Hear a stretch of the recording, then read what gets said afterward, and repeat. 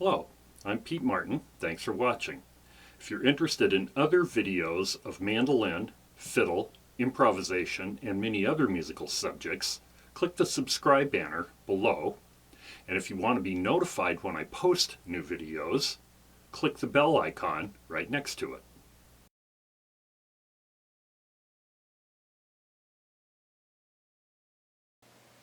This is a series of videos on practicing.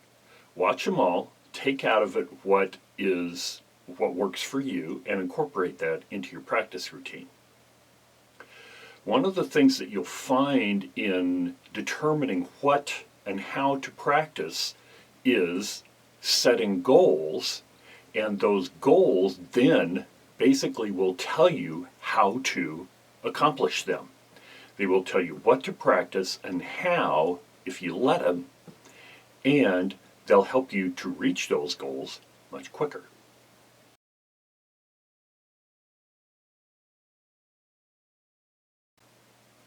Thinking about what we want to accomplish in music and with our instrument can be a huge step towards achieving that goal. It really helps to sit down over a period of time, take a notebook, and write down what you really want to accomplish. Now, you do need to be very realistic about it. Somebody that can only practice 5 minutes a day and is starting at 70 years old is probably never going to get to the point where they're a top Nashville studio session player. But they can very easily get to the point where they can play with other people and have a lot of fun. So if you really do need to be realistic about your goals, but yet at the same time you can reach for the stars. There's nothing wrong with really striving to accomplish something. Okay, once again, you just have to really think in your mind of what you want to accomplish. And then the more detail you can put into that goal, the more the path becomes enlightened, so to speak, about how you can reach that goal. I would get some feedback from, if you have a teacher, get some feedback from the teacher, get some feedback from some friends who play. But over a period of time, write down your goals in your notebook, and then after a period of time, go back and review those and, see if you think that those are attainable goals.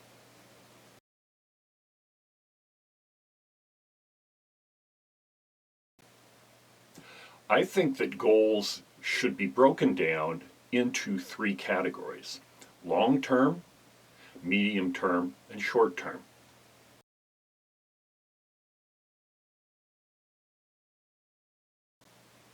Long-term goals of 2 to 5 years, I think, are really important because they are the overall goal that's going to drive your practicing.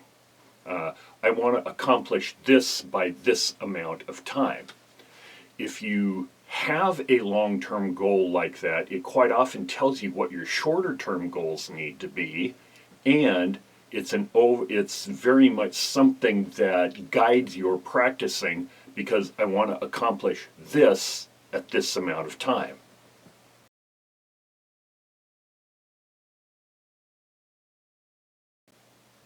Medium-term goals of 6 months to a year are going to take into account your long-term goals and what you have to do in the fairly near term to get to the point where you can accomplish those longer-term goals of 2 to 5 years.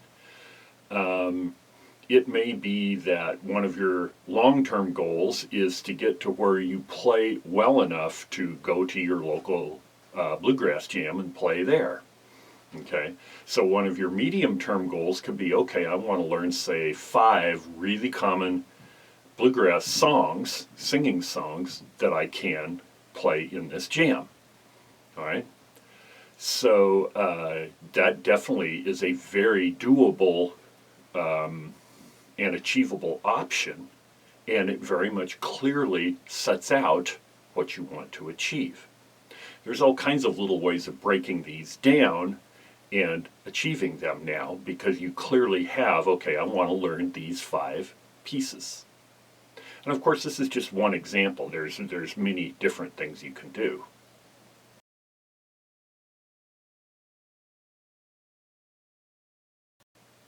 Short-term goals are anything from 6 months to a few days in the future. And they can quite easily be something that is very achievable in a short amount of time.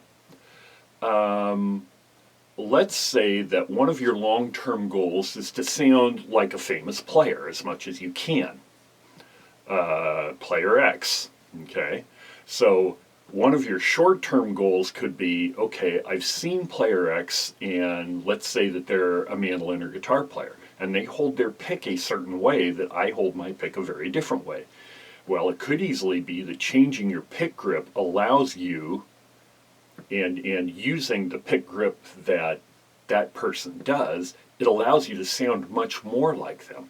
Okay, that's something that a short-term goal that you could accomplish that probably in anywhere from 2 weeks to 2 months with the right kind of work.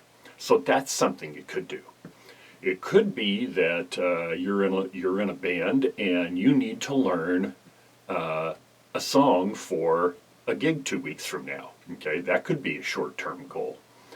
Another short-term goal may be, I have trouble improvising in the key of B. Once again, I'm talking about bluegrass players here. So I want to spend the next month playing a lot in the key of B and working on my improvising in that key to get stronger at it. There's all kinds of little goals that can go into this. So you have to kind of, once again, sit down, write out goals, and think about what you want to accomplish.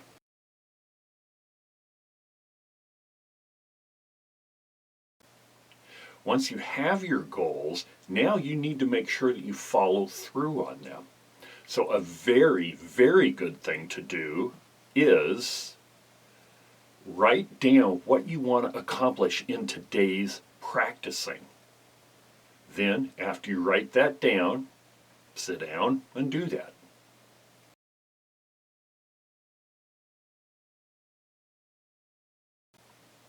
One thing I'm going to suggest is when you do sit down with your instrument, you do your practicing first before you're playing.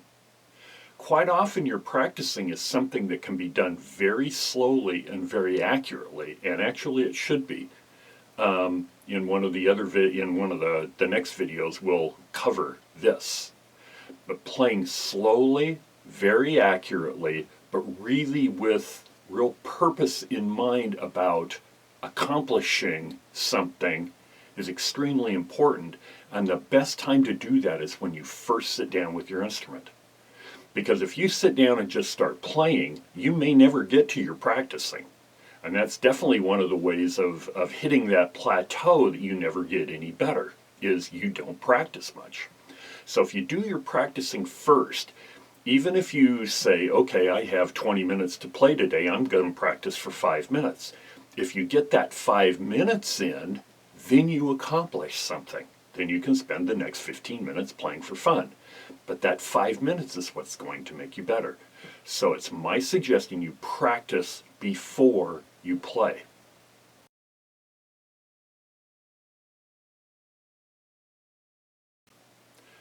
So set goals and then organize your practice time to accomplish those.